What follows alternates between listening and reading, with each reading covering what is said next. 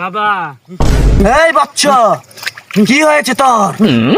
আমার কাছে বল। বাবা, আমি 7 বছর ধরে বিয়ে করছি, এই পর্যন্ত সন্তানের মুখ দেখতে পারি নাই।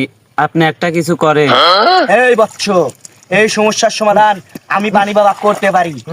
আজ রাত 12টার পর তুই তোর বউয়ের কাছে 2 গ্লাস দুধ, 2টা হাঁসের ডিম আর 1 মুঠ কিশমিশ আর সাথে এই একটা দিয়ে পাশের বাড়ির গলির ভিতরে পাঠায়া দিবি। আর তুই থাকবি 2 কিলোমিটার ফাঁকে। তুই দেখিস সন্তানের মুখ দেখতে পারবি। যা অবশ্য যা।